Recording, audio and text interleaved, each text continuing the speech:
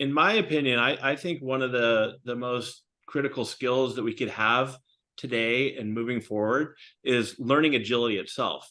Being able to learn, having an open mind and being open to learning. Because things, I mean, look at whether it's ChatGPT or generative AI or whatever it is, things are changing so rapidly that the shelf life of a skill, I think, used to be about 5 years. Now it's down to less than a year, even 6 months. Yeah. So we have to be open to continuously learn and develop, or you get left behind. Or Welcome to 7 to 8, our special series on 7 to 8 figure entrepreneurs. In this special series, I interview $1 million, some $10 million, and even some $1 million business owners who uncovered their twists and turns in their entrepreneurial adventure in order to help you to avoid the potholes and stick to the fast track. Welcome now to center stage, our next special guest. Hey there, peeps. This is Michelle Nedelec, and I'm super glad that you're here with us today because I'm here with my most amazing guest, Damon. Damon, thank you so much for being here with us today. Michelle, thank you for having me, and it's great to be here. Awesome. So give us a highlight of who you are and what you do for business. Great. My name is Damon Lembi. I live in the San Francisco Bay Area. I'm the CEO of Learnit, which is a corporate training company, and we focus mostly on live instructor-led training, and customers turn to us when they're looking to develop a culture of learning or onboard new managers or just upskill in today's most important skills. We do mostly virtual training. We do some in person, and been around for 28 years and have upskilled close to 1.8 million people. So it's exciting. And then in April, I actually wrote a book, a leadership book called The Learn It All Leader. And so that's me in a very quick nutshell about what I do. I love it. So how did you get into the learning arena as an industry? Yeah. Well, I never in my wildest dreams thought I would be here. My background, I grew up playing sports, and my dream always was to be a Major League Baseball player. And I was fortunate enough to be drafted by the Atlanta Braves quite a while ago. You know, I'm dating myself if I tell you, 1990. And Congratulations. Thank That's you. Awesome. Yeah. And, you know, that was really my first big decision. Do I go to college or do I take the minor league path? And I decided to go. I got a full ride to Pepperdine University. So I went there instead. I ended up getting hurt, moved over to Arizona State, played there, had a great career, played in the College World Series. And I was ready to continue on, Michelle, with my baseball career, being drafted previously. And unfortunately, I just didn't get picked up for whatever reason. And there I was at 22. And I was kind of like, you know, what do I do now? I always kind of identified as a baseball player. And I was really fortunate. I came from a family of entrepreneurs. My dad and my grandfather, we started everything from, we had a very large real estate company, but we also had everything from a shopping center to a Chinese restaurant to a hotel chain. Wow. So, yeah. So I had all these different opportunities, but I wasn't really sure if my skills were transferable. And it just happened to be back in June of '94, my dad was coming up with this idea for a computer training company at the time called Learnit. And I took a job there as a receptionist. My dad never worked at Learnit, but I started as a receptionist and I worked through all the different roles. And fast forward 7 years later, I moved into the CEO role, and I've been doing it ever since. Congratulations. That's awesome. Before we get into this, because I find this whole topic fascinating, but I want to pick your brain just a little bit, because I think that the whole identifying yourself as a certain person, because nobody says I play baseball, you know, for a living. They say I'm a baseball player. That's who I am. And there's a strong identity there. And I think a lot of people will look at that and go, oh, 22, nobody knows who they are at 22. But I think when you know that you know who you are, it becomes that much more difficult to be able to transition into something else. And I would think that the loss would have been devastating. And I think a lot of people right now are going through what they feel is like a devastating loss, but there's clearly hope at the end of the tunnel. So can you talk to me just a little bit about that transition of identifying yourself as one thing and then the willingness to go into something else especially kind of the bottom of the rung. Like and I may be playing this out more, but it sounds like that was a huge transition for you. It was a huge, it was a huge transition for me, right? Because here I was, like we said, I was a baseball player. And my closest friends, many of them went on to play in minor leagues and in the Major League Baseball. And it was really difficult, going to the Giants game and seeing my best friend Jacob Cruz. I was super happy for him, but hit a home run against the Dodgers in his rookie season, and this was 6 months or 8 months after my career ended. So it was very, very difficult, and it was devastating. It's kind of a loss. And it doesn't have to be just sports. It could be losing your job or whatever it is, right? And so that had a big impact on me. And like I said, I was lucky that I had opportunities to move into, and I knew that I had to do something, right? And I'm the kind of person, Michelle, who kind of jumps in, full force, and that's what I did. And I decided I wanted to start at the bottom of the, as a receptionist, because I wanted, Learnit was a small company back then. We had about 8-10 employees. Now we have about 80-90. And I wanted to prove that I belonged there and work my way up instead of just, my dad gave me something, right? And I talk a little bit about it in my book, but it's also like I wasn't sure my skills were transferable from sports to the work world. And but little I know, they were transferable, and there was hope for a guy like me who really never had a job my whole life, right? Because my job was playing baseball. I played all over the world, really. And but you just have to kind of work through it and believe that whether you're 22 or 62, doesn't matter. You still have a lot to offer, and you just have to. You just have to move forward. I didn't want to be one of those people who just stuck in the past or play the victim role. Like, this could have happened. This should have happened. This isn't fair. I just kind of said, that was my first part of my life.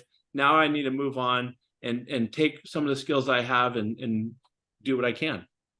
And I love it. And what an inspirational story. We will get into the book a little bit later, but now I want to transition into what you're doing now, because what you're doing now is fantastic. So tell us a little bit more about kind of who your ideal client is, or who you love to work with, or who sees you most, who comes to you the most. I would say our ideal client, we're pretty autonomous when it comes to industry, right? So we don't really focus on tech, or we don't really focus on healthcare. We kind of can work with anyone. But our ideal client, really, Michelle, is an organization who believes in investing in their people. They believe that it's important, and they either have or they want to develop a learning culture and partner. So it's not like a vendor relationship. It's more of a partner, give and take relationship. And that's really, that's like our ideal customer. And I would say that what we do is we work with our customers, whether through, HR or different business units, to really understand what their goals or their challenges are. And sometimes they don't even know when it comes to learning and development. And then we help align a training program that meets those needs, either at a business unit level or, holistically throughout the organization. I love it. So when you're kind of helping them define that content, are they coming up with that content, or are you garnering it from other places and facilitating learning in their business? Great question. No, we've built and developed all our own IP, all our own content. And so I would say 70% of our business is soft skills, which I don't like that term, but that's what most people understand. Yep. So we do a lot around core skills. I call them no regret skills, communication, coaching, leadership, adaptability. And then 30% of our business is still Microsoft Office training, where we started. Our Excel classes sell out like there's no tomorrow. And so really what we do is, we sit down and we try to understand, like, where are your challenges? where do you need to develop? And if it fits into what we have to offer, then we build out like a custom plan. And we like to say we have stackable training. So we all know that taking 1-2 hour live virtual class, you're not going to become a fantastic leader. You need to build, and a lot of times it's habit change. You need to build those different habits to develop into the leader you want to be. So we try to build what we call either learning sprints or journeys for our customers. Nice. I love it. So when somebody's on their journey, does the employee get to pick that? Is the employer picking kind of an array of them and saying, here's the ones you get to choose from? How does that work? Ideally, we do private, like small group classes for just the team themselves, so we also do public classes where anybody can come join. But ideally what we do is we work with the customer and the decision maker, but also some of the individuals on the team, and really understand what do they need. And then we build out a program, a stackable, let's say 2 hours every Thursday for 6 weeks that they come in. So it's kind of like it's a designed, personalized program for the team. And we do it usually over Zoom. We can do it in person. I mean, obviously things really pivoted big time with the pandemic. But yeah, that's pretty much how it is. We also have, like I said, these public classes so that individuals from the teams can build their own personal learning journeys to figure out if there's specific skills they want to become better at. Well, I love it. Could be because, and I wish I had known you 3 years ago when I needed you. I see this as something that, as a growing company and going, okay, I see that the tech team, I want to transition you into more public facing roles. I want you to have a little bit more communication in the project management role. Absolutely. That when I take a techie and put them into a project management role, I mean, there's, as you said before, there's the communication skills, there's the customer service skills, there's the project management skills, there's the delegating of who needs to do what on the team, and that an organization skill. I mean, there's so much that goes into, oh, I just want you to talk to the customer, find out what they need, and then go and do it, as opposed to me trying to translate for you. I think I'm replacing a half-hour job, but I'm really replacing 30 years of experience in that 30 minutes. So to me, this whole thing is fascinating. So give me an example of a team that you've been working with and kind of how they utilized it the best.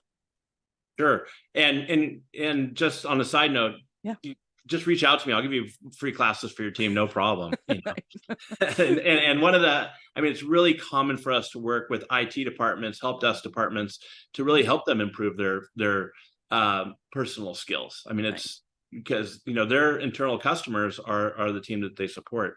Right. I would say, to give you an example of a success, and this is fresh off my memory because I just had dinner with the team about a week ago, is there a pharmaceutical company located in the Midwest, and they got about 600 employees, and we started working with them about 2.5 years ago.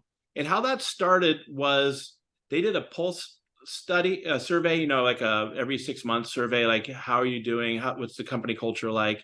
And they scored low on the professional development. The employees felt like there wasn't enough professional development opportunities available. So they kind of reached out to different potential partners, training vendors like Learnit, and we built up a good camaraderie, and we've been working with them ever since. And what's great about them is, and I would say probably at this point, 60% of the employees, of the 600 employees or so, have been through some type of Learnit class. And what's been exciting is that they've actually introduced some of the models that we have company-wide. So like our feedback model or the listening model we have. And so it's not just, hey, let's just take a class. What do they call it? Like education, for fun. It's actually impacting and helping the business. And our contacts brought up that when they did their most recent pulse survey, their scores were tremendously better around professional development, which, by the way, a lot of the younger generations especially are demanding in their roles. They're demanding those growth opportunities. So that was a really rewarding experience. And yeah. Well, and you bring up a great topic, is that even though a company might be learning focus and saying, hey, I expect you to take a day a week and go and study something, and which would be phenomenal. And but then they're off learning their own things, right? And they're bringing them back and they're having different conversations. Whereas I would think that as people are studying the same content, that you have a contextual conversation that you can now bring in, so that when your, say, middle management meets together, that even though they're from different departments, they're still speaking in common language that then makes it easier for them to be able to communicate and have cross-pollination of ideas and all that kind of fun stuff. Oh, I love it. I mean, you just hit it on the head right there, right? So one of the biggest challenges we see with organizations of any size really is working in silos. Yeah. This department doesn't understand what this department's doing.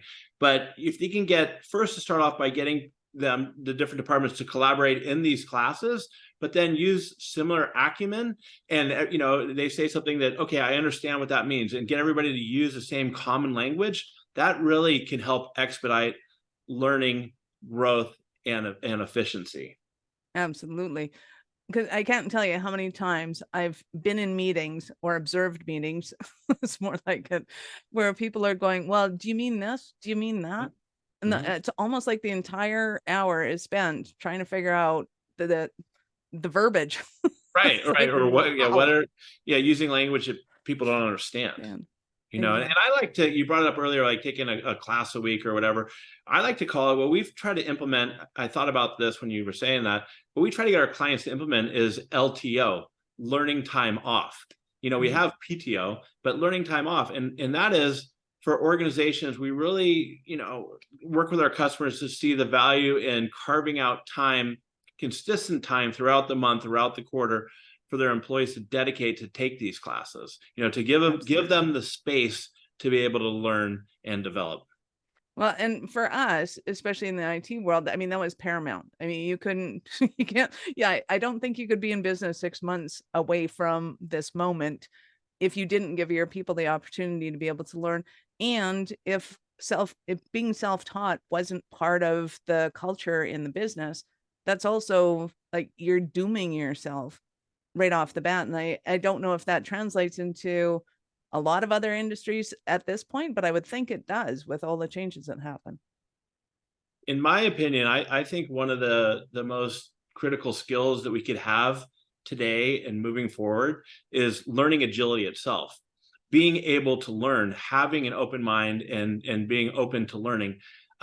Because things, I mean, look at whether it's ChatGPT or generative AI or whatever it is, things are changing so rapidly that the shelf life of a skill, I think, used to be about 5 years. Now it's down to less than a year, even 6 months. Yeah. So we have to be open to continuously learn and develop, or you get left behind, or like we've seen in the pandemic, some companies really thrived and others just, they went out because they couldn't pivot. Mm-hmm.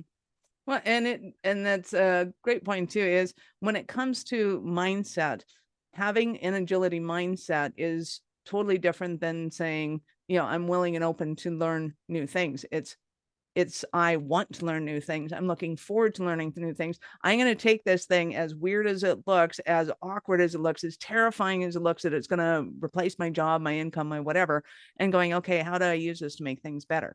Like it becomes a paradigm of change itself, which I think we're very much in the throes of. Yeah, I would take it a step further. It's not that even that I want to learn new things, like I have to learn new things, and you And want, bring them as a on. business owner too, Yeah. you want to kind of set up that culture for your team where they're thinking that way. They're thinking, let's challenge the status quo. Is there better ways to do things? How can we solve problems differently? Are we solving the right problems? And getting in that mindset to be able to be agile, or to have a learner's mindset or approach to your work. Yep. And are a lot of businesses open-minded to, if I have a tech department, that I can teach them more than just tech, that I can teach them those leadership skills that they may need in the future, or if I'm taking HR and going, hey, maybe you can learn some tech skills. Is there that kind of room for diversity? I think that's a great question. And you look what's going on right now. and there's a lot of layoffs, right? And so, and it's tough and it's challenging. And what we try to share with our customers who are going through those types of situations is now more than ever, it's important to invest in training. And the reason it is so important right now to invest in training are two reasons. One, you want to continue to motivate the team that you have, right? They've lost some of their friends at work, there's uncertainty. So you want to show that you're still investing in them. And two, which is very important, is those jobs and those tasks, whether they're IT or they're HR, they don't go away. They're still there. So you need to, getting back to your question, you need to learn to continue to reskill your team so that you can pivot them that you have and put them in different positions. Somebody can go from, I've seen this with some of the clients we work with, somebody can go from help desk and they can train up and learn skills, especially if they're interested in it, and they can get into sales or they can get into HR. So, you have to always be open and learning that it's important as a business leader or a team leader to continue to skill your team and reskill them in the areas that are most important. And that brings up it just could even funny. Well, I'm always talking to business owners about making sure people are in the right seat in the bus, right? That's just common. But when you give your employees the opportunity to go and learn things and they catch on to something, it's like, hey, I never knew this was so much fun. This is cool. Can I do something in this area? It's like, oh, yes, you can. Right. And oftentimes they will put themselves in the position where they thrive because all of a sudden they're open to that. They've seen something that they weren't exposed to before, and you've given them that opportunity to be able to self-select. I love it. I always look at it like learn it, for ourselves even. I always believe in hiring for potential over experience a lot of times. You want to get people in who have the right core values that you believe in and that you want for your organization. Now, you can't do it for every position, but a lot of them you can. You can take somebody early on in their career or somebody who maybe is in one role. And I think it's a leader's responsibility to really understand what their team members' strengths are or passions, and try to direct them and focus them towards those, right? And like you just said, and sometimes learning could even, or training, I like that, could even open their eyes to like, hey, I didn't even know that you could do this. I didn't really know that you could become a developer or whatnot, and that's something that can benefit the company. And I'm a big believer that employees, sometimes you have to take a job or be in a job because you have to pay the bills. But for the most part, it's finding a career or in a job that you wake up in the morning, and whether you're walking into the office or you're getting on Zoom these days, that you enjoy it and you're passionate about it and you want to continue to evolve yourself and help your company. I love it. Well, and I'm seeing a lot of what I call Renaissance people popping up where they're super good at maybe the tech side of things, very analytical thinkers. And then all of a sudden they get into things like healing or social work. And it's like, how did that happen? Yeah. Like, Yeah. Oh, wow. I think that's kind of cool though. I like right? That's cool, right? Yeah, it's like fascinating. Yeah. So, you never know. Your best IT guy could become your best, HR person. Who knew?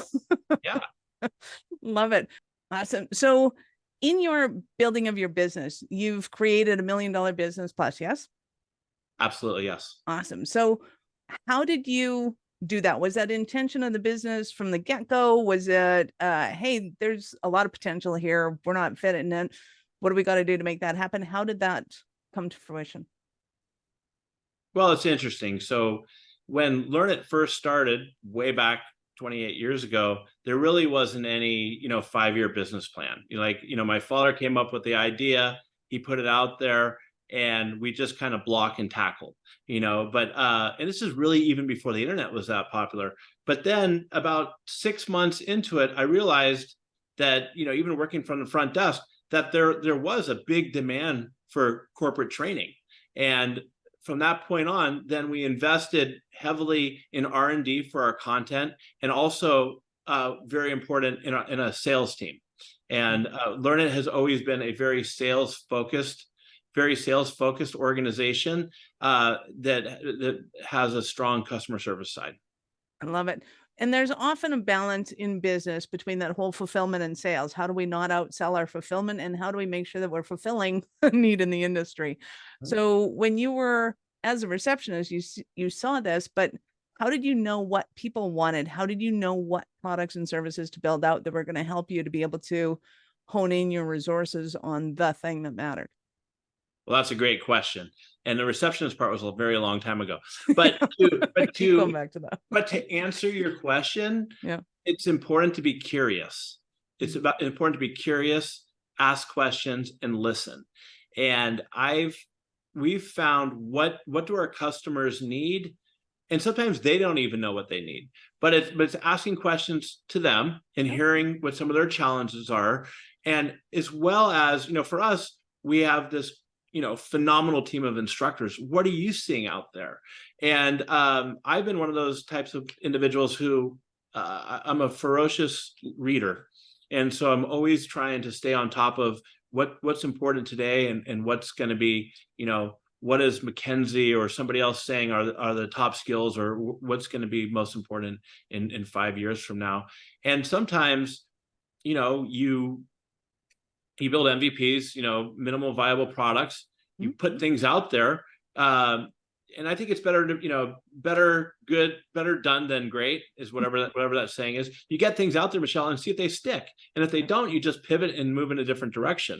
So I think that Learnit has done a great job over the years of being a little bit ahead of the game of what customers and our clients need, and also being willing to keep a startup mentality, even after 28 years of not being stuck in a specific way of doing things. And with that, it's also really important, if you're going to scale, you got to figure out how to make things repeatable. And so we find out what these common themes are that we can offer to our customers and do really well, and find out how to do that at a scalable level that we can do timely, profitable, and meets the needs or exceeds the needs of what our customers are looking for. Right. Yes, I always tell people that done is the new perfect, because 6 months from now it's going to change anyways. You just have to get it out there so that people can rip it up and say, no, this isn't what I want.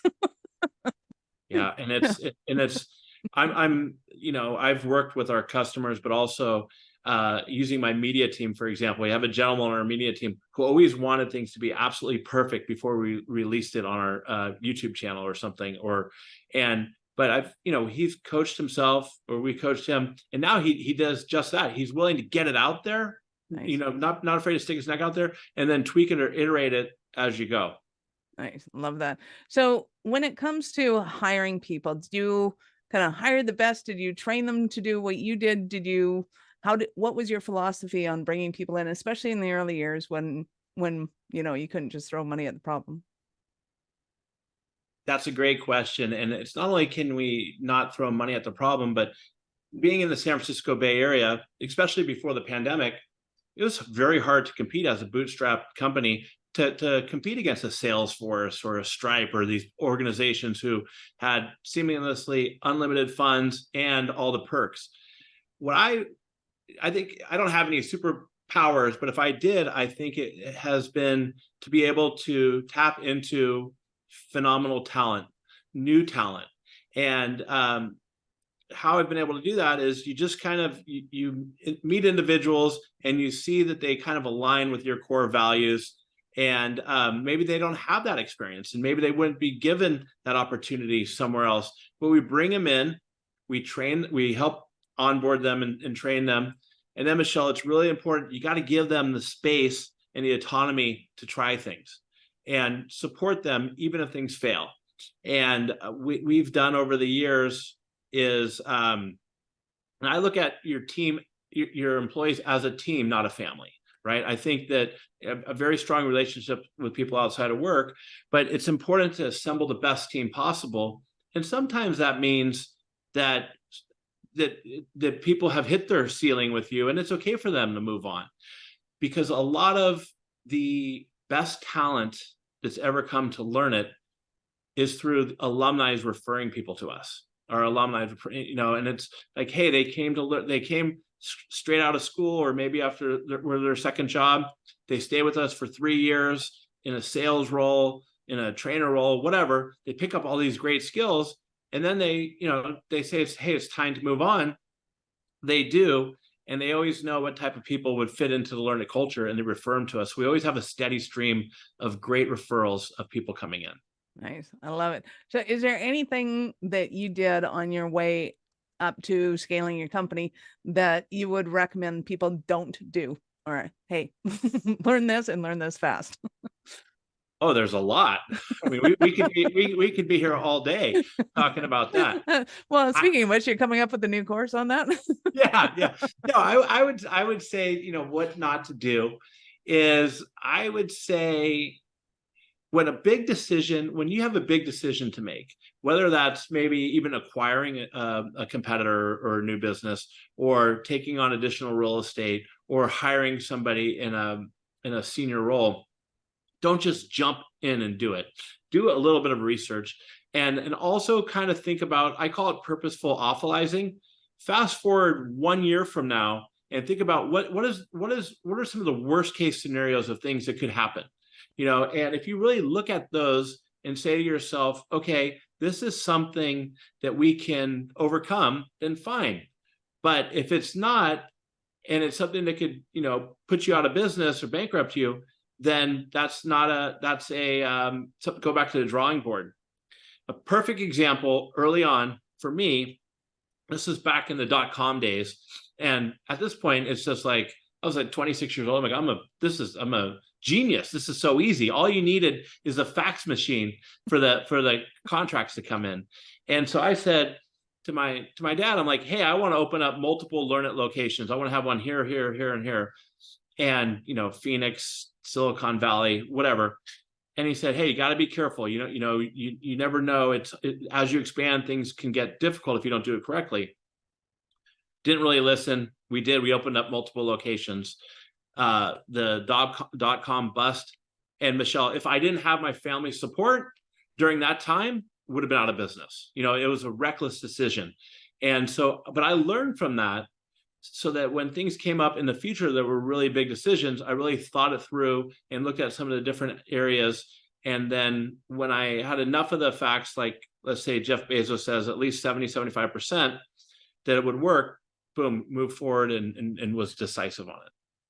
Nice. So is there anything that you would recommend to an entrepreneur that's maybe not even close to like the $1 million? Maybe they're just thinking about, hey, maybe I could do this entrepreneurial thing.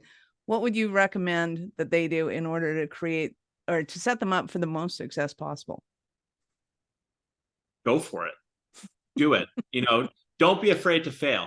You could sit at home or with your drawing board and write up all your different scenarios, but go out there, stick your neck out there. Don't be afraid to hear people tell you no.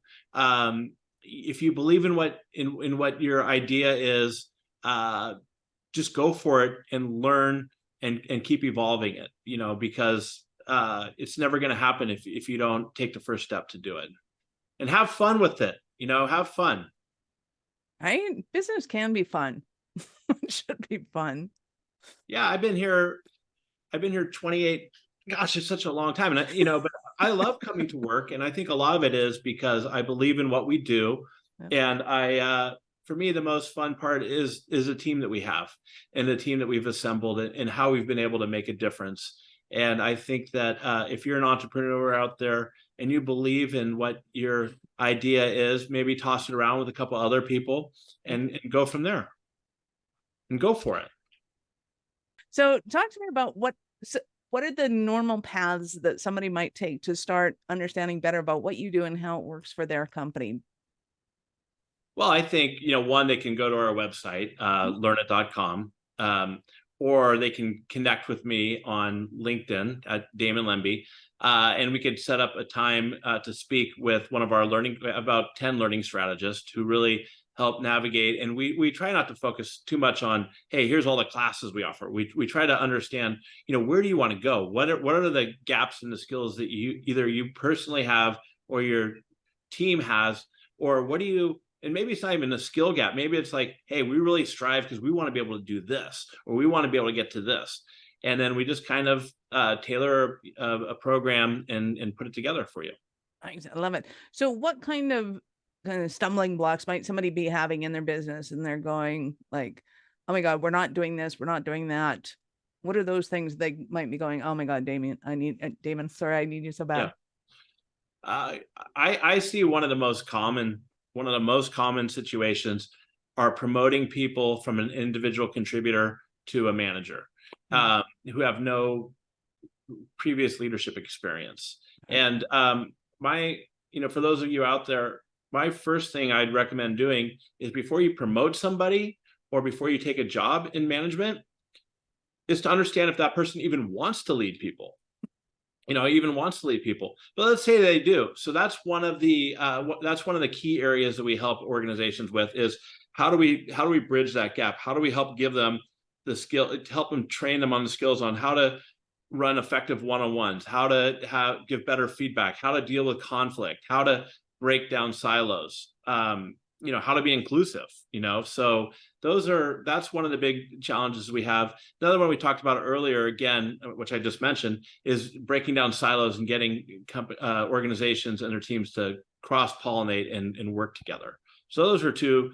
And then there's always, on the other side of the fence, people are always saying, how can we become more efficient with Excel? How can we better display this data in Power BI and tell a story behind it, or Tableau? Those are some of the most common areas that we see customers turning to us for. Nice. I love it. Well, and to me, Excel in particular is a fascinating vortex to go down, because you start at a very surface level and go, oh, okay, I can understand a formula. Okay, I can look at a spreadsheet without freaking out about the data. And then all of a sudden you start to get into it and it's like, this is awesome. It is. I think it's really cool. I mean, I'm really fortunate, right? Because I know enough to be dangerous, but I have like these super awesome full-time Excel instructors that I can, either book time or just call up and say, hey, can you help me do this? Or is there a way to do this? And there's really so much you can do. I kind of geek out on what you can do with the data and the way you can display it and tell stories around it. Absolutely. I love it. So we will, of course, have all of Damon's links in the show notes. Go ahead and scroll down, connect with them, find out, have a conversation about what's going on in your company, because this learning skills and being able to transfer those skills down to your team, I find, is paramount in being able to build a business to the point of scaling. Your people are what I'm going to call your most important asset and investment. So computers will speed things up, absolutely, but people will build your company, and phenomenally so. I'm a huge advocate of this. I think it's a cultural thing, and the more you can incorporate it in your business, the better off. I want to talk to you about, go back to the book. Talk to me about the book and what's it about, and let's start there. Yeah, so thanks. So the book is called The Learn It All Leader: Mindset, Tools, and Traits. And I wrote it really, for two reasons. Number one is I like to help people, and I think I have some great stories over the 28 years. And two, and I can get into that in a second. And two, my father, who is a tremendous entrepreneur, I lost him he passed away because of cancer in 2010. And I've got two little ones. I got a 6-year-old and a 2-year-old.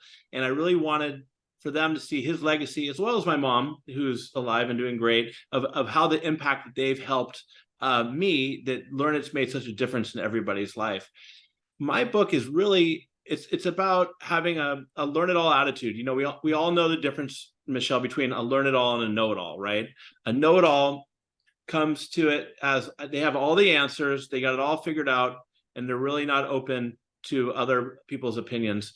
And a learn it all is somebody who understands you don't have to be the smartest person in the room. Great leaders surround themselves with people who are smarter than them, and allow them to challenge on ideas, and are always open to learning and evolving.